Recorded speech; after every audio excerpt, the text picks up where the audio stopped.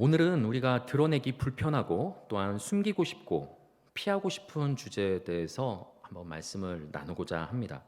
바로 우리의 죄에 대한 문제입니다. 우리는 하나님의 말씀을 듣고 그 말씀에 순종하려고 합니다. 그러나 항상 잘 되는 것은 아닙니다. 예수님을 믿으면서도 여전히 죄를 짓고 살죠. 죄를 짓는 것도 문제이지만 그보다 더 큰 문제는 죄에 중독되는 것입니다. 동일한 죄를 습관적으로 반복적으로 짓는 것이죠. 예수님을 믿는다고 하지만 죄에 중독되어 자유를 빼앗긴 사람들도 적지 않습니다. 하면 안 되는 줄 알면서도 계속하게 되는 것이죠. 죄를 짓고 나면 내 마음도 편하지 않고 죄책감에 빠지기 때문에 이젠 그만하고 싶은데 멈출 수가 없습니다. 자유를 완전히 박탈당한 것입니다.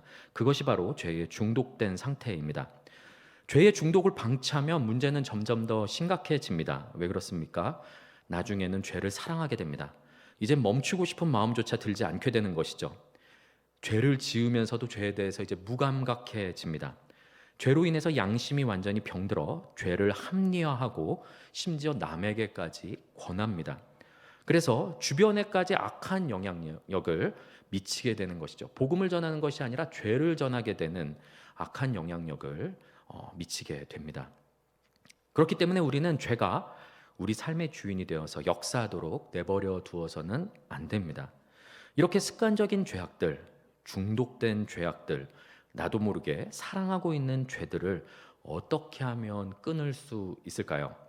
이것은 많은 그리스도인들의 숙제이자 고민입니다. 저의 고민이기도 하고 아마 이 자리에 앉아 계신 많은 분들의 어떤 신앙 안에서의 고민점이라고 생각을 합니다. 오늘 말씀을 통해서 죄를 이기는 힌트를 발견하시는 시간 되시길 소망합니다. 그래서 죄를 이기는 능력이 과연 어디에서 나오는지, 어떻게 하면 우리가 죄를 이기고 세상을 이기며 사는지에 대해서 발견하는 시간 되길 바랍니다. 오늘 본문은 예레미야서 말씀입니다. 상황적인 설명을 조금만 드리도록 하겠습니다. 예레미야는 남유다가 바벨론에게 멸망당하는 시기에 활동한 선지자입니다. 당시 백성들은 종교적으로나 도덕적으로 극심한 타락을 했습니다. 우상 숭배가 자행되었죠. 거짓 평안을 선포하는 거짓 선지자가 활동했고, 정치 종교 지도자는 하나님께서 맡겨주신 양, 하나님의 백성을 돌보기는커녕 오히려 죽음의 길로 인도하고 있었습니다. 예레미야서 5장 말씀을 보면 이런 내용들이 있습니다. 사회의 정의가 완전히 무너진 모습을 볼 수 있습니다. 타인을 속여서 번창하여 큰 부자가 된 사람도 등장하고, 자기 이익을 얻으려고 고아의 재판과 가난한 자의 재판을 공정하게 판결하지 않는 사람도 등장합니다. 하나님께서는 5장 초반부에 이렇게까지 말씀하십니다. 예루살렘 거리, 넓은 거리에서 정의를 행하고 진리를 구하는 자가 한 사람이라도 있으면 이 성읍을 용서하시겠다라고까지 말씀하실 정도입니다. 의인이 한 사람도 없다는 말씀이죠. 7장을 살펴보면 이런 말씀도 있습니다. 이방인과 고아와 과부가 압제를 당하고 무죄한 자가 피를 흘리는 사회였습니다. 도둑질, 살인, 간음, 거짓 맹세, 우상 숭배를 저지르면서 성전에 와서 하나님께 예배를 드리는 가증한 세대였습니다. 그렇게 멸망의 길로 다름박질하는 유다를 바라보시면서 하나님께서는 오늘 본문에서 그들이 두 가지 악을 행했다라고 지적하시죠. 오늘 본문 말씀 다시 한번 읽어보겠습니다. 예레미야 2장 13절 말씀입니다.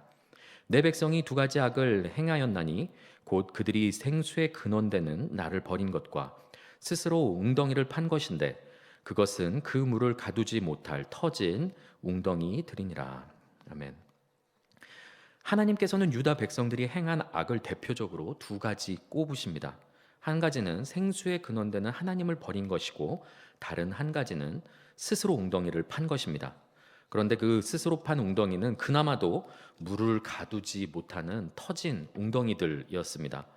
웅덩이들이라고 말씀하시는 것으로 보아서 그들이 스스로 판 웅덩이가 한두 개가 아니라는 것을 알 수 있는 대목이죠. 그들이 이렇게 많은 죄를 지었는데 그 유다 사회에서 하나님의 정의는 완전 땅에 떨어지고 수많은 악행들이 자행되고 있는데 하나님께서는 왜 두 가지 악을 행했다라고 말씀하시면서 두 가지 죄를 지적하셨을까요? 한번 생각하고 나눠보는 시간 되었으면 좋겠습니다. 자, 여기 보이지 않으시겠지만 여기 나무가 있습니다. 나무. 이 나무에는 땅 밑엔 뿌리가 있고, 그리고 이제 그 위로 줄기가 있고, 그 위로 가지가 있고, 잎이 있고, 열매가 맺힌 나무가 여기 한 그루 있습니다. 보이지 않으시겠지만 또 여기에 또 다른 나무 한 그루가 있습니다. 여기에 나무 한 그루가 더 있습니다. 이 나무의 이름은 죄의 나무입니다. 이 죄의 나무에도 뿌리가 있고, 줄기가 있고, 가지가 있고, 잎이 있고, 그 위에 열매도 맺혀 있습니다. 그리고 이 열매의 이름은 죄의 열매입니다. 사실 우리가 생각하는 일반적인 죄악들, 예를 들어 거짓말, 험담, 도둑질, 음란, 강도, 살인, 동성애, 이러한 죄악들은 죄의 열매에 속합니다. 죄의 열매. 누군가는 거짓말의 열매가 크고 싱싱하게 열립니다. 죄의 열매가 크고 싱싱하게 열렸다고 표현하니까 조금 이상하긴 한데요. 또 누군가는 보니까 음란의 열매가 아주 크게 맺혔습니다.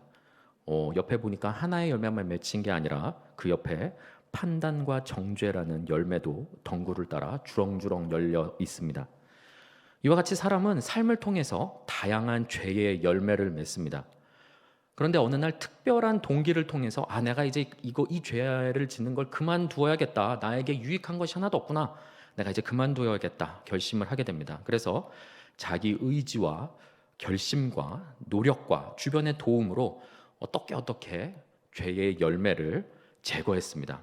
그동안 지었던 죄악들을 멈춘 것이죠. 끊어냈습니다. 그리고 그 죄의 열매가 다시는 맺히지 않도록 죄의 열매 가지까지 잘라냈습니다. 이제 그러면 어떤 일이 벌어지게 될까요? 우리는 흔히 이렇게 죄의 그 열매를 다루면은 그 죄가 끊어지기를 바라는데 실제로는 그렇지가 않습니다. 가지치기 효과가 일어납니다. 가지치기란 우리가 일반적으로 알고 있는 그 가지치기입니다. 줄기와 잎이 쓸데없이 많이 자라는 것을 막고 과실의 생산을 늘리고 과실의 당도를 높이기 위해서 격가지를 자르고 다듬는 일을 말합니다. 죄의 열매를 제거하고 가지를 쳤으니 이제 죄의 열매가 맺히지 않겠지 생각했는데 웬걸, 가지가 그전엔 10개 이렇게 있었는데 그 중에서 하나의 가지, 2개의 가지를 치고 이제 가지가 8개 남았는데 웬걸, 죄의 가지치기 효과가 일어납니다. 남은 10개의 가지가 있을 때보다 이제 남은 8개의 가지로 죄의 양분이 집중되는 현상이 벌어지게 되는 것이죠. 그러니 내가 끊으려고 했던 그 죄의 열매들, 내가 더 이상 절제하려고 했던 그 죄의 열매는 끊어졌는지 모르겠는데 내 삶의 다른 영역에서 또 다른 죄악들이 더 크고 풍성하게 열리는 것을 경험하게 됩니다. 자, 이거에 무슨 말씀인지 우리 삶의 예로 한번 설명드려 보겠습니다. 어떤 사람이 동영상 시청에 중독되어 있다고 한번 가정을 해보겠습니다. 어떤 동영상인지 좋지는 않은 동영상인 것 같습니다. 그런데 특별한 동기를 통해서 이제 내가 그만 보고 중독에서 벗어나야겠다 결심을 합니다. 그래서 의지와 노력과 주변 사람의 도움으로 어렵게 그 동영상 중독을 끊습니다. 동영상 시청을 끊으니 이 사람이 이제 갑자기 할 일이 없어졌습니다. 삶이 왠지 공허하고 마음이 허해지죠. 그동안 매일 나의 빈 시간을 채워왔던 무엇인가가 없어졌으니 그 남는 시간에 내가 무엇을 해야 될지 모르는 사태가 벌어진 겁니다. 그래서 이대로 가만히 있으면, 아무것도 안 하고 가만히 있으면 다시 그 동영상들을 찾아볼 것 같고 다운받아서 볼 것 같으니 시선을 돌릴 다른 대상을 찾습니다. 그러다가 인터넷을 보다 보니 웹툰도 발견하고 드라마도 발견하고 게임도 발견을 하게 됩니다. 동영상 시청으로 채워진 시간을 다른 것으로 채우게 되는 현상이 벌어집니다. 가지치기가 되는 것이죠. 이제 이 사람은 동영상 중독은 끊었는지는 모르겠지만 웹툰 중독, 드라마 중독, 게임 중독이 되었습니다. 죄의 가지치기 현상만 있는 것이 아닙니다. 죄의 요요 현상도 있습니다. 자신의 의지로 제어하며 억지로 참던 죄의 욕구가 있습니다. 오랫동안 참아왔습니다. 나름 오랫동안 정말 긴 시간을 참았다고, 내가 이 정도면 정말 기특하다, 내가 한시라도 안 보면은 참지 못했던 그 동영상, 그 죄악들 내가 무려 3일이나 보지 않았네, 이렇게 무엇인가 자기 안에서 자기 힘으로 억누르고 있는 일이 벌어지죠. 그러다가 어느 순간 이런 생각이 듭니다. 아, 그래, 그동안 잘 버텼으니까 딱 한 번만 보자, 딱 한 번만. 어떻게 됩니까? 그 작은 균열로 그동안 응축돼 있던 욕구들이 폭발하게 됩니다. 그 결과 참기 전보다 더 심한 중독에 빠지게 되는 것이죠. 죄의 요요 현상입니다. 여러분은 어떠십니까? 지금 말씀드린 죄의 가지치기 현상이나 내가 이 죄를 끊었는데 다른 죄의 열매가 나의 삶 가운데 풍성하게 맺히는 현상이라든지, 내가 죄를 참고 참다가 한 번만 해보자 그랬다가 예전보다 더 심한 중독에 빠진다거나 아니면 더 깊은 더 안 좋은 상황 가운데 빠지게 되는 이러한 경험을 해보지 않으셨습니까? 우리는 죄의 열매와 가지를 제거하기 위해서 집중하면 집중할수록 죄 앞에 속절없이 무너지는 연약한 자신을 발견하게 됩니다. 이런 일들이 반복되어 학습되면 어떻게 생각되게 됩니까? 이게 문제입니다. 이제 이런 생각을 품는 게 문제인 것이죠. 아, 사람은 죄를 못 이겨.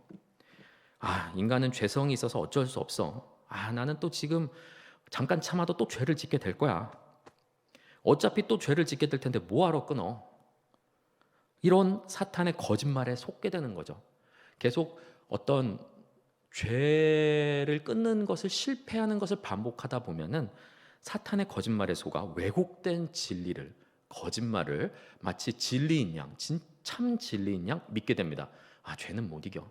예수님이 오시기 전까지 나는 죄의 문제는 해결 못해. 이런 잘못된, 죄의 왜곡된 어떤 진리, 잘못된 생각을 진리인 줄 알고 믿게 되는 것이죠. 지금 여러분이 죄를 대하고 있는 관점은 어떠십니까? 지금 말씀드린 그런 상태에 빠지고 계시진 않습니까? 아니면 죄를 이기는 능력으로 지금 살고 계십니까? 아니면 죄의 유혹에 속절없이 넘어지고 범죄하며 인간은 연약하기 때문에 이게 당연한 것이라고 생각하며 살고 계시진 않습니까? 아니면 죄를 이겨낼 방법을 찾지 못해서 지금 몸부림치고 계시는 과정 가운데 계시지는 않습니까? 자, 우리는 죄의 열매를 어떻게 하면 열리지 않게 할 수 있을까 한번 고민을 해보려고 합니다. 나무의 특징을 생각해 보면 이론과 그 방법은 매우 간단합니다. 나무를 죽이는 방법, 열매가 더 이상 맺히지 않게 하는 방법은 열매를 제거하거나 가지를 꺾는 것이 아니죠. 바로 뿌리를 잘라내거나 말리는 것입니다. 그 나무의 뿌리를 건드렸을 때 그 나무가 마르게 되는 것입니다. 아무리 그 위에 있는 열매와 가지를 친다고 해서 나무가 죽진 않습니다. 따라서 우리는 죄의 뿌리가 무엇인지 발견해야 합니다. 어디서 발견할 수 있습니까? 주의 말씀 안에서 발견할 수 있습니다. 하나님께서는 오늘 말씀을 통해서 죄의 뿌리가 무엇인지 우리에게 계시하고 계십니다. 오늘 말씀 다시 한번 읽겠습니다. 예레미야 2장 13절 말씀입니다. 내 백성이 두 가지 악을 행하였나니 곧 그들이 생수의 근원되는 나를 버린 것과 스스로 웅덩이를 판 것인데 그것은 그 물을 가두지 못할 터진 웅덩이들이니라. 아멘. 숨겨져 있던 죄의 뿌리가 진리의 말씀을 통해서 드러나는 대목입니다. 인류의 시작부터 우리를 지긋지긋하게 올가매던 바로 그 죄의 뿌리입니다. 무엇입니까? 생수의 근원 되시는 하나님을 버린 것입니다. 왜 버렸습니까? 하나님을 마음에 두기 싫어하기 때문입니다. 하나님의 통치가 싫은 것이죠. 내 마음대로 살고 싶은 것입니다. 하나님을 더 이상 내 삶의 주인으로 인정하기 싫어하는 마음, 그것이 바로 모든 죄의 뿌리이자 시작인 것입니다. 인간은 스스로 하나님이 되고자 했습니다. 내가 내 삶의 주인이 되고자 한 것이죠. 하나님의 통치를 벗어나서 나의 생각과 나의 소견과 내가 좋은 대로 행동하며 살고 싶었습니다. 하기 싫은 것 하지 않고 어려운 것 하지 않고 고난은 우회에 돌아가며 하나님께서 말씀하신 것 하지 않고 하나님께서 하지 말라고 말씀하신 것을 하면서 살고 싶어하는 바로 하나님을 멀리한 것이 죄의 뿌리라는 것입니다. 하나님의 통치를 벗어나서 자기의 생각과 소견과 자기 생각에 좋을 대로 살고 싶었던 것이죠. 선악과를 따먹은 사건도 마찬가지입니다. 창세기 3장 5절 말씀을 한번 보도록 하겠습니다. 제가 읽겠습니다. 너희가 그것을 먹는 날에는, 지금 마귀가 하와를 속이고 있는 것이죠. 너희라 함은 아담과 하와를 말합니다. 너희가 그것을 먹는 날에는 너희 눈이 밝아져 무엇과 같이 되어? 하나님과 같이 되어 선악을 알 줄 하나님이 아심이니라. 그래서 하나님이 너희한테 선악과를 못 먹게 하신 거야. 그러므로 너희가 이 선악과를 먹으면 너희가 하나님과 같이 될 거야. 더 이상 하나님 명령에 순종하며 살 필요가 없어. 너희가 하나님이 되면 하나님의 통치 가운데 순종하며 살 필요가 없어. 너 마음대로 살 수가 있지. 거짓말을 한 것이죠. 아담과 하와는 스스로 하나님이 되고자 선악과를 따먹고 범죄하였습니다. 이 역시 오늘 말씀과 접점이 있는 것이죠. 생수의 근원 되신 하나님을 버리고 스스로 웅덩이를 판 사건입니다. 선악과를 따먹은 사건 또한 하나님을 버리고 스스로 웅덩이를 판 사건이라는 것이죠. 이것이 선악과 사건의 본질입니다. 사람들이 우상 숭배를 하는 이유도 여기에 있습니다. 하나님은 내 마음과 내 뜻대로 할 수가 없죠. 그러니 자신의 욕심과 탐심을 자기가 생각한 방식대로 들어줄 신을 인간 스스로 만든 것입니다. 스스로 웅덩이를 판 것이죠. 우상은 실제로 존재하는 신이 아니라 인간이 만든 인간의 피조물일 뿐입니다. 자기의 욕심과 탐심을 위해서 만든 가짜 신인 것이죠. 하나님께서는 유다 백성들의 우상 숭배를 보면서 이렇게 말씀하셨습니다. 생수의 근원되는 나를 버리고 너희가 스스로 웅덩이를 팠다 라고 말씀하시죠. 바로 이것이 죄의 뿌리입니다.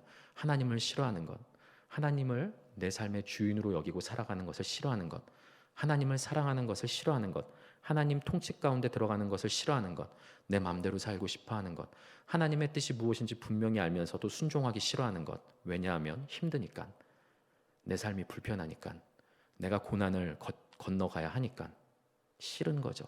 알면서도 불순종하는 것입니다. 이것이 바로 죄의 뿌리입니다. 우리의 삶은 어떻습니까? 생수의 근원 되신 예수님을 나의 주인으로 인정하며 살고 계십니까? 예수님께서 우리의 삶의 주인이 되신다는 것을 모두 다 아십니다. 예수님을 믿는 사람이라면 모두 다 알고 있습니다. 그러나 아는 대로 사는 것은 아닙니다. 아니면 예수님의 통치와 주인 되심을 인정하지 않고 스스로 주인이 되고자 오늘도 또 다른 웅덩이를 파고 계시지는 않습니까? 우리 삶에 다양하게 열리는 죄의 열매들은 죄의 뿌리의 근원을 두고 있습니다.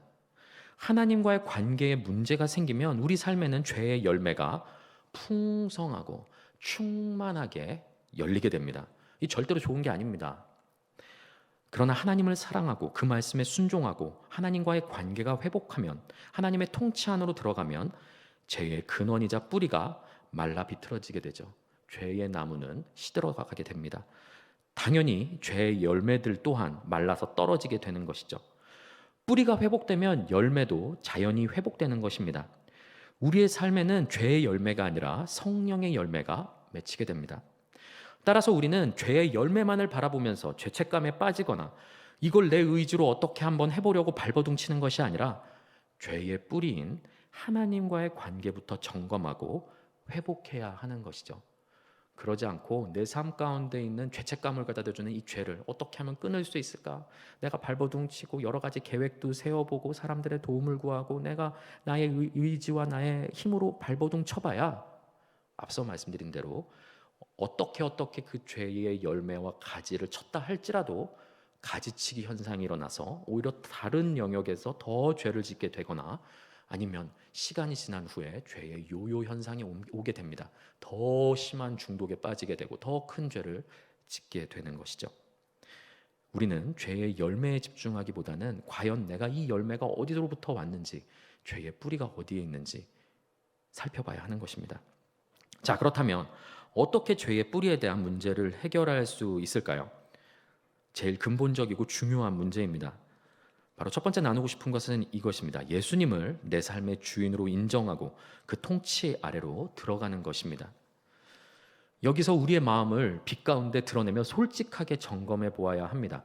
많은 그리스도인들이 예수님을 나를 구원하신 구원자, 구세주로 믿지만 의외로 나의 주인, 나의 주님으로 인정하진 않습니다. 우리의 신앙이 예수님을 구원자로만 믿는 지경에서부터 주인으로 모셔드리는 곳 지경까지 나아가야 하는 것이죠. 모든 그리스도인들이 예수님을 주인으로 인정하며 살진 않습니다. 주인이신 것은 알지만 주인으로 모시고 살지는 않죠. 천열매 축복 예배 설교에서 담임 목사님께서 실천적 무신론자에 대해서 말씀하셨습니다. 바로 이러한 상황입니다. 예수님을 믿는다고 말하지만 삶 속에서는 예수님이 안 계신 것처럼 사는 사람들이 바로 실천적 무신론자들이죠. 왜 그렇습니까? 예수님이 나의 삶의 주인이 아니기 때문에 그렇게 살게 되는 것입니다.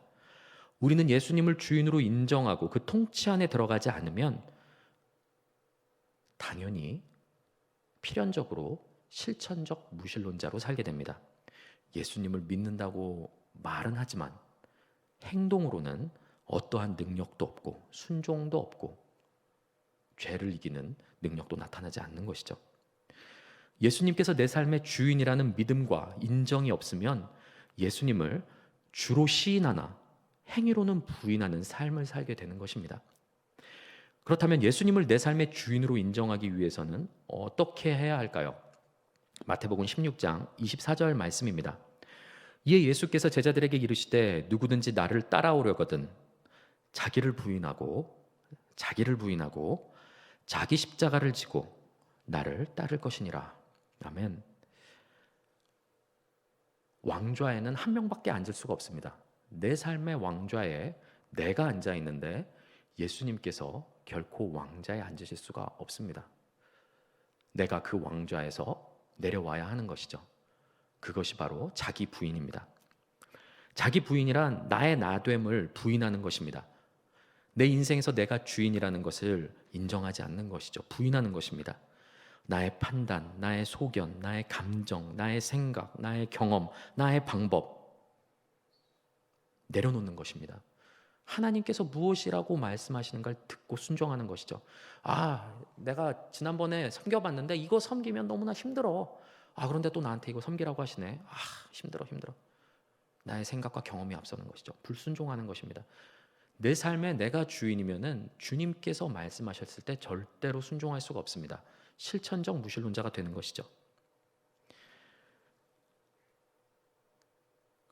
그런데 이렇게 생각할 수가 있습니다. 아니 나는 지정의가 다 있고 인격이 있고 여전히 숨쉬고 살아있는데 어떻게 내가 자기 부인을 하면서 그렇게 살 수가 있습니까? 내가 어떻게 생각 없이 살 수 있습니까? 내가 어떻게 감정 없이 살 수 있습니까? 감정 없고 생각 없이 살라는 것이 아니라 그 모든 것들을 부인하라는 말씀입니다. 자기 부인을 하라는 것이죠. 자, 이거 무슨 뜻입니까? 이것을 이해하기 위해서는 우리가 옛사람이 예수님과 함께 십자가에서 함께 죽은 자들이라는 것을 믿어야 됩니다. 죽은 자는 자기 고집과 생각과 경험과 소견과 불만이 없죠. 갈라디아서 2장 20절 말씀입니다. 내가 그리스도와 함께 십자가에 못 박혔나니 그런즉 이제는 내가 사는 것이 아니요 오직 내 안에 그리스도께서 사시는 것이라. 이제 내가 육체 가운데 사는 것은 나를 사랑하사 나를 위하여 자기 자신을 버리신 하나님의 아들을 믿는 믿음 안에서 사는 것이라. 아멘. 사랑하는 성도 여러분, 우리는 예수님과 함께 십자가에서 죽은 자들입니다. 믿으십니까? 자기 부인은 바로 여기에서부터 시작되는 것입니다. 나의 옛사람은 예수님과 함께 십자가에 매달려 죽었다는 것을 인정하는 데에서부터 자기 부인은 시작됩니다. 나는 그리스도와 함께 십자가에 못 박혀 죽었음을 믿고 인정하는 것. 그래서 나의 생각, 나의 주인됨, 나의 왕좌, 나의 왕관 내려놓는 것. 우리가 찬양에서만 나의 왕관을 주 앞에 내려놓고 찬양으로만 부를 것이 아니라 우리의 삶 속에서도 순종함으로 우리의 왕관을 예수 그리스도 앞에 내려놓아야 하는 것입니다. 그것이 바로 자기를 부인하는 것이고 바로 예수님을 주인으로 모시고 예수님을 따르는 사람들입니다. 사랑하는 성도 여러분, 예수님을 주님이 아니라 손님으로 모시고 살지 않으시기 바랍니다. 예수님은 인격적인 분이시라 우리의 인격적인 반응, 자원하는 심령으로 우리가 스스로 우리의 주권을 내려놓기를 기다리고 계십니다. 예수님께서는 인격적이신 분이시라 결코 비인격적으로 우리 머리에 있는 왕관을 왕좌까지 올라오셔서 탈취하시는 분이 아니십니다. 성령 또한 마찬가지시죠. 인격적인 분이십니다. 우리는 때로는 내 삶에 이렇게 죄의 문제 때문에 힘든데 가끔씩은 성령님께서 내 삶에서 좀 강제적으로 좀 일하셨으면 좋겠다라고 생각하실지도 모르겠습니다. 그러나 비인격적으로 강제적으로 삶에 역사하는 것은 성령이 아니라 악령입니다. 악령. 복음서 말씀을 보면은 귀신 들린 자들이 무덤 속에서 온 옷을 다 벗고 자기 몸에 상처를 입고 사람들의 겁을 주면서 비인격적으로 사람들을 겁을 주고 살죠. 악령이 그렇게 비인격적으로 일을 합니다. 하지만 성령님께서는 결코 비인격적으로 일하지 않으십니다. 인격적으로 우리가 스스로 나의 왕관을 주 앞에 내려놓을 때까지 끝까지 참고 인내하고 기다리시죠. 말씀을 통해서, 우리 마음의 양심을 통해서, 말씀 묵상과 큐티를 통해서 하는 시간 가운데, 찬송을 들을 때에, 설교 말씀을 들으는 시간을 통하여서 끊임없이 말씀하시면서 우리가 마음을 돌이켜 스스로 우리의 왕좌를 내려오도록, 우리의 왕관을 주 앞에 내려놓기만을 인격적으로 참고 기다리시는 것이 바로 성령 하나님이신 것입니다. 예수님께서 힘과 능력이 없으셔서 문 밖에 서서 두드리고 계시겠습니까? 우리가 영화에서 보는 것처럼 경찰이 잠긴 문 발로 박차고 들어가는, 성령 하나님은 그런 분이 아니시라는 것입니다. 우리가 자원하는 심령으로 자기 주인됨을 내려놓고 인격적인 만남과 교제를 지금도 기다리고 계십니다. 그렇게 예수님을 내 삶의 주인으로 인정하여 내 스스로 나의 자원하는 심령으로 그 통치 안으로 들어갈 때 우리는 죄의 뿌리와 근원에 대한 문제를 해결할 수가 있는 것입니다. 이것이 해결되지 않으면, 이것이 근본 첫 번째 단계입니다. 이것이 해결되지 않으면 내 삶에 있는 죄의 문제는 결코 해결되지 않습니다. 죄의 뿌리가 썩어 들어가고 있는데 어떻게 그 나무의 열매가 아름다운 과실이 나오길 바라겠습니까? 어떻게 내 삶의 죄의 뿌리가 하나님을 미워하고 하나님을 멀리하고 내 스스로 웅덩이를 파고 있는데 그 나무에서 성령의 열매가 매달리기를 기다리고 있겠습니까? 뿌리가 썩었는데 열매가 악한 것은 당연한 수순인 것이죠. 사랑하는 성도 여러분, 예수님께 내 왕자에 내 왕관을 내려놓으시는 헌신과 자원하는 심령이 있으시길 예수 그리스도 이름으로 축복합니다. 죄의 뿌리에 대한 문제를 해결하는 두 번째 포인트는 예수님을 사랑하는 것입니다. 예수님을 사랑한다는 것은 예수님을 내 삶의 주인으로 인정하는 것보다 더 나아간 단계입니다. 예수님을 사랑하면 사실상 우리 삶의 대부분의 문제는 해결됩니다. 예수님을 사랑하는 마음 없이 어금니 꽉 깨물고 예수님이 제 삶의 주인이십니다 하면서 나가는 건 아무 의미가 없습니다. 사실 마음의 중심이 없는 순종은 구약의 이스라엘 백성들이 율법을 지키던 마음가짐과 같을 뿐이죠. 그들도 마음의 중심에 하나님을 사랑하는 마음 없이 율법을 문자 그대로만 지키고 있을 뿐이었죠. 우리가 만약 예수 그리스도를 사랑하지 않고 그분의 말씀 가운데 몸으로만 순종하려고 한다면 이와 동일한 일이 벌어지게 되는 것입니다. 하지만 우리는 그들과 다릅니다. 왜 그렇습니까? 우리는 예수님을 마음 깊이 사랑할 수 있는 자들입니다. 왜 그렇습니까? 에스겔서 36장 25절부터 27절 말씀입니다. 우리가 너무나 사랑하는 말씀이죠. 세 절 말씀 읽어보겠습니다. 맑은 물을 너희에게 뿌려서 너희로 정결하게 하되 곧 너희 모든 더러운 것에서와 모든 우상 숭배에서 너희를 정결하게 할 것이며 또 새 영을 너희 속에 두고 새 마음을 너희에게 주되 너희 육신에서 굳은 마음을 제거하고 부드러운 마음을 줄 것이며 또 내 영을 너희 속에 두어 너희로 내 율례를 행하게 하리니 너희가 내 규례를 지켜 행할지라. 아멘. 너무나 사랑하는 말씀입니다. 지금 정말 너무나 사랑하고 너무나 위로되는 말씀입니다. 이 말씀으로 얼마나 많은 사람들이, 저를 포함하여서 많은 사람들이 많은 위로를 받고 또한 소망을 품는지 모릅니다. 우리에게 정말 생명과도 같은 말씀이죠. 우리가 예수님을 마음 깊이 사랑할 수 있는 까닭은 하나님께서 우리 마음에 이미 일하고 행하셨기 때문입니다. 구약의 이스라엘 백성들은 마음의 중심 없이 자기의 힘으로 율법을 지키려고 애를 썼지만 실패했습니다. 그러나 하나님께서는 마지막 때에 우리에게 무엇이라고 약속하셨습니까? 맑은 물을 너희, 즉 우리죠, 우리에게 뿌려서 우리를 정결하게 하고 새 영을 우리 속에 두어서 새 마음을 주시겠다고 하셨습니다. 그 새 마음은 하나님을 가까이 하기 싫어하고 불순종하는 굳은 마음이 아닙니다. 부드러운 마음이고 순종하는 마음이며 하나님을 사랑하는 마음입니다. 또 내 영, 곧 성령을 우리 속에 두어 하나님의 명령을 행하게 하실 것이라고 말씀하셨습니다. 이것은 비인격적으로 너희가 강제로 로봇처럼 지키게 될 것이야 라는 말씀이 아니라 성령님께서 우리 마음 가운데 오시고 우리 마음에 새 마음을 허락해 주셔서 이제는 마음 깊숙이 하나님을 사랑하기 때문에 사랑하기 때문에 변화된 삶에 대해서 말씀하는 것이죠. 마음의 중심이 변화되어 주의 율법을 너무나 자연스럽게 지키게 되는 것에 대해서 말씀하고 있는 것입니다. 놀라운 것은 방금 읽었던 이 말씀의 주체는 우리가 아니라 나도 아니라는 것입니다. 모두 하나님이십니다. 하나님께서 하시겠다고 약속하신 말씀입니다. 그렇기 때문에 우리에게 위로가 되고 희망이 되는 것이죠. 나의 힘으로는 하나님의 말씀에 순종하려고 너무나 애를 쓰지만 도저히 순종할 수 없고, 하나님께서 하라는 것은 하기 싫고 하나님께서 하지 말라는 것만 너무 하고 싶은 나의 마음과 부패된 마음인데, 하나님께서 내 마음 가운데 새 마음을 주시고 하나님의 영 성령을 주셔서 이제는 내 마음을 변화시켜 주시고 하나님의 율법을 스스로 지킬 수 있게 마음을 주시겠다고 약속하신 말씀입니다. 약속대로 예수님이 십자가 사건을 통해서 성취하셨고 성령을 보내주심으로 성취하셨습니다. 우리는 이 축복을 누리고 사는 세대입니다. 그런데 이 축복을 온전히 누리고 살지 못하는 사람들이 있다는 것이 문제인 것이죠. 믿는 사람 중에서도 이 말씀을 거절하고 여전히 죄의 뿌리를 깊이 내리고 살아가는 그리스도인들이 많다는 것이죠. 그러나 우리는 돌판에 새겨진 율법이 아니라 마음에 새겨진 성령의 법에 순종하며 사는 사람들입니다.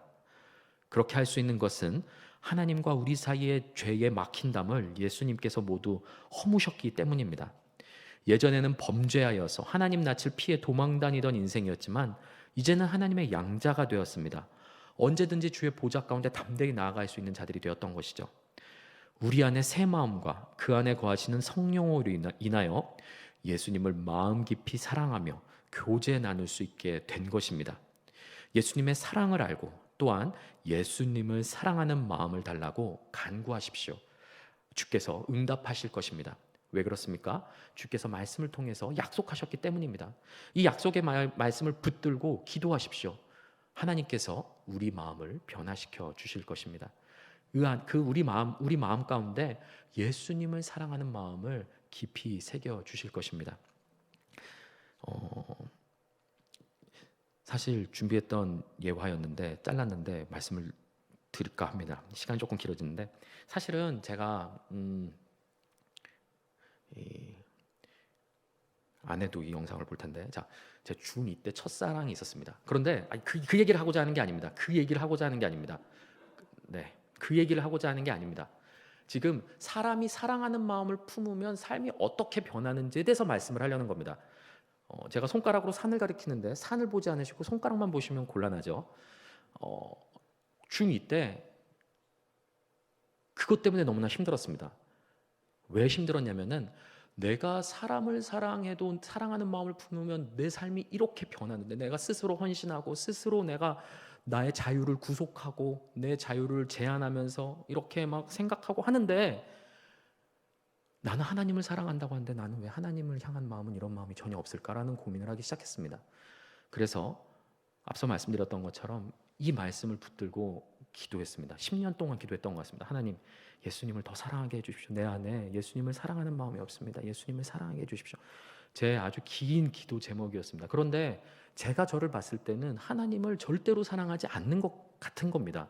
내가 사랑한다면 도저히 이렇게 살 수 없는데 이 예수님을 사랑하는 마음이 내 마음 가운데 도저히 생기질 않는 겁니다. 그래서 정말 끈질기게 오랜 시간을 기도했습니다. 그래서 정말 너무나 답답하고 해결되지 않아서 눈물 흘려가면서 정말 많은 긴 시간을 이렇게 기도했는데, 20대 후반 가서 어느 날인가 어떤 이렇게 예배 드리는 가운데 또 그날도 너무나 가슴 아파하면서 하나님께 너무나 죄송하더라고요. 나를 구원해 주시고 나를 인도해 주셨는데 나는 예수님을 사랑한다고 하면서 삶에서는 전혀 사랑하는 것 같지 않은 삶을 사는 거에 대한 너무나 죄송한 마음이 있었던 거죠. 하나님을 항상 짝사랑하게 만들어 드리는 것에 대한 마음 안에 미안한 마음, 죄송스러운 마음이 있어서 예수님을 사랑하게 해달라고 끊임없이 기도를 했습니다. 그런데 어느 날 응답을 주셨습니다.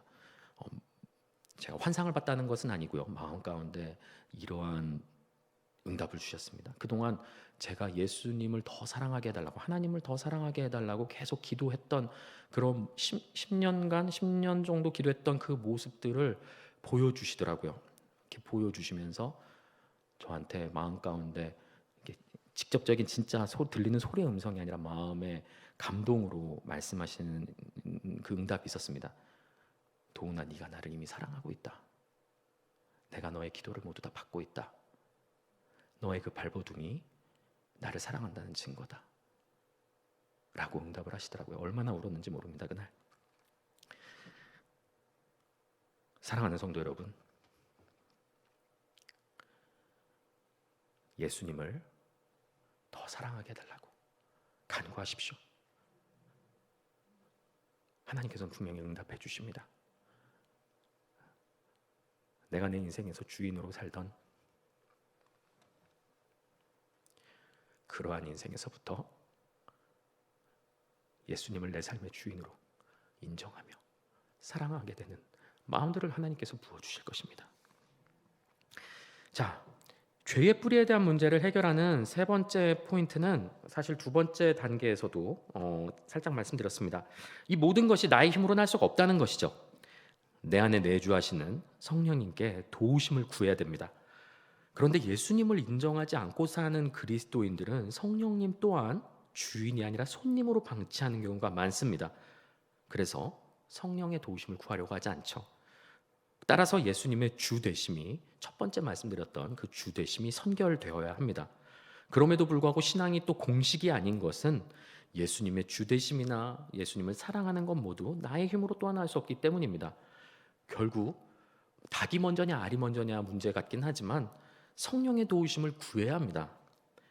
그러나 우리가 과연 내가 이렇게 기도한다고 해서 예수님을 더 사랑하는 마음이 생길까? 예수님을 내 삶의 주인으로 모셔드릴 수 있을까? 하는 불안하거나 두렵거나 불신하는 마음을 가질 필요는 없습니다. 왜냐하면 우리 안에서 선한 일을 시작하신 분이 하나님이시기 때문입니다. 구원과 성화의 과정이 나로부터 시작됐다면 희망이 보이지 않겠지만 하나님께서 이 일을 시작하셨습니다. 따라서 우리가 하나님 뜻에 순종하여 살기 원하며 예수님의 주인 되심을 믿고 인정할 수 있는 힘을 달라고 성령님께 간구한다면 이보다 더 하나님께서 기뻐 받으시는 기도가 없습니다. 하나님께서 기쁜 마음으로 응답해 주시는 것이죠. 능력을 주실 것입니다. 그렇게 예수님을 사랑하고 내 삶의 주인으로 모셔드리는 참된 그리스도인으로 살아가시는, 또한 예수님의 제자로 살아가시는 저와 여러분 되시길 예수 그리스도의 이름으로 축복합니다. 마지막으로 죄를 이기는 능력 한 가지가 더 있습니다. 죄 용서를 구하는 것입니다. 즉 회개이죠. 회개를 통해 우리는 죄를 이기는 능력을 경험할 수 있습니다. 회개는 구원을 위한 방편이 절대로 아닙니다.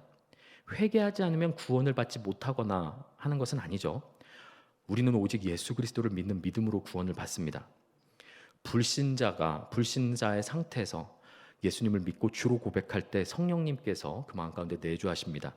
그 성령께서 죄를 기억하게 하시는 것이죠. 내가 과거에 믿지 않았을 때 지었던 그 모든 죄악들을 성령님께서 기억나게 하시는 것입니다. 그래서 아주 큰 회심이 일어나게 되죠. 성령님께서 우리로 하여금 회개하거나 회심하게 하지 않으시면은 우리는 스스로 자발적으로 회개할 수 없는 사람들입니다. 왜 그렇습니까? 인간은 완전히 타락했기 때문입니다. 스스로는 하나님을 찾을 수도 없고 스스로는 회개할 수도 없는 존재이죠. 모든 것은 하나님의 부르심과 은혜의 결과입니다. 예수님을 처음 믿을 때의 회심한 이후 신앙생활을 하면서도 우리는 죄를 짓습니다. 부인할 수 없는 사실이죠. 사실 앞서 말씀드린 죄의 뿌리에 대한 문제를 해결해도 우리는 옛사람의 습관과 죄의 체질로 인해 넘어지고 죄를 지을 수는 있습니다.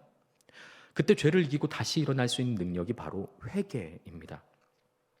우리가 하나님의 축복과 은혜에 감사하면 감사기도하고 어려운 일이 있으면 도와달라고 간구기도 하듯이 죄로 인해 넘어지고 잘못하면 잘못을 고백하는 기도가 바로 회개인 것입니다.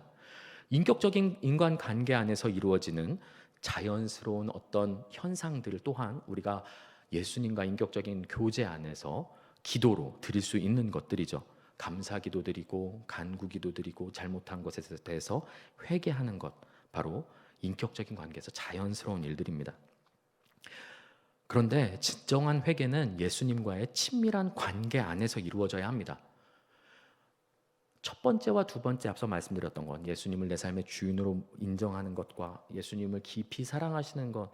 그래도 죄를 지으면 앞에 말한 건 다 거짓말 아니냐? 첫 번째, 두 번째 거 해도 죄를 지으면은 죄의 뿌리가 해결됐는데 죄의 열매가 여전히 맺히면 거짓말한 거 아니냐라고 질문하실 수 있습니다. 그렇기 때문에 진정한 회개는 예수님과의 친밀한 관계 안에서 이루어져야 합니다. 예수님과의 친밀한 관계는 예수님을 내 삶의 주인으로 모셔드리고 깊이 사랑하는 친밀한 교제와 관계 안에 들어갈 때 맺어지게 되는 것이죠.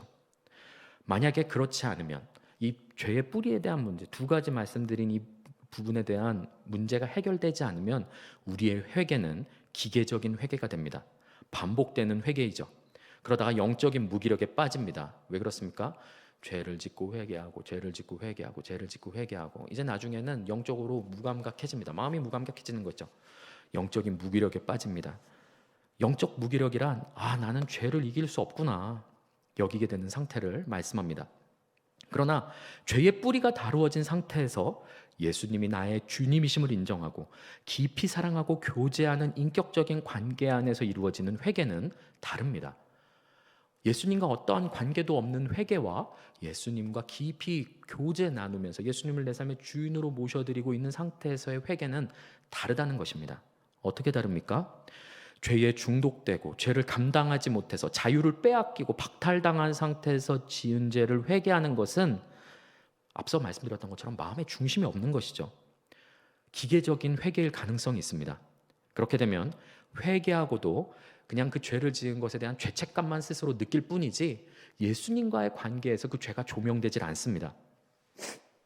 그렇기 때문에 회개하고 죄를 반복할 가능성이 있습니다. 그러나 마음 깊이 예수님을 사랑하며 예수님을 내 삶의 주인으로 모셔드리고 예수님과 동행하는 상태에서 내가 실수하여서 혹은 내가 넘어져서 범죄하게 되는 것에 대한 회개 기도는 어떻습니까? 정말로 돌이킴이 있는 회개가 됩니다. 우리 삶 가운데 회개 기도를 했는데도 여전히 죄에 대해서 반복되어지고 죄와 회개가 계속 반복되고 있다면 죄의 뿌리가 어떤가? 하나님과의 나와의 관계가 어떤가? 예수님께서 정말 내 삶에서의 주인이신가, 왕이신가를 점검해 보아야 하는 것이죠. 이렇게 친밀한 관계 안에서 이루어지는 회개는 주님과의 관계가 회복되는 화해가 있습니다. 다시 친밀한 관계가 회복되어져서 그 통치 안에 들어가기가 너무나 쉬운 것이죠. 따라서 이 죄의 뿌리에 대한 문제가 해결된 상태와 해결되지 않은 상태에서 하는 회개는 하늘과 땅의 차이가 있는 것이죠. 예수님께서는 요한복음 13장 말씀에서 제자들의 발을 씻기실 때 이렇게 말씀하시죠. 이미 목욕한 자는 온몸이 깨끗하기 때문에 발밖에 씻을 필요가 없다라고 말씀하십니다. 회개는 구원받은 자가, 다시 말씀드립니다. 구원받기 위함이 아니라 회개는 구원받은 자가, 이미 목욕한 자가, 예수님을 믿기로 결심해서 회심하고 중생한 자가 일상생활에서 죄를 고백함으로 용서함을 받아서 주님과 관계를 회복하는 것입니다. 그렇게 회개하는 자마다 주님께서는 우리의 죄를 기억하지 않으실 것입니다. 회개는 주님과 인격적으로 친밀한 관계 안에서 다시 일어날 수 있는 능력, 죄를 이기는 능력이 되는 것입니다. 사랑하는 성도 여러분, 나의 주인됨을 내려놓고 예수님을 내 삶의 주인으로 인정하고 그 통치 아래에서 순종하시길 바랍니다. 또한 그 예수님과 깊은 사랑의 교제 가운데 거하시길 바랍니다. 예수님은 우리의 선한 목자 되시며 매우 인격적이시고 온유하신 사랑의 주님이십니다. 그 사랑을 알고 예수님의 성품을 안다면 우리는 예수님을 사랑하지 않을 수가 없습니다. 또한 우리 삶 가운데 죄를 이기는 능력, 고난을 이기는 능력, 세상을 이기는 능력, 또한 때에 따라 돕는 은혜를 구하기 위해 성령의 도우심을 구하기 바랍니다. 성령의 도우심 없이는 우리는 이 모든 것들을 해낼 수가 없습니다. 여러분의 삶 속에서 죄의 뿌리가 말라 비틀어지며 죄의 열매도 떨어지고 또한 성령의 열매를 충만하게 맺게 될 것입니다. 그렇게 예수님을 주인으로 모셔드리고 예수님을 사랑하며 그리고 성령님의 도우심 가운데 온전히 순종하며 죄를 이기고 세상을 이기는 모든 성도 여러분 되시길 예수 그리스도의 이름으로 축복합니다.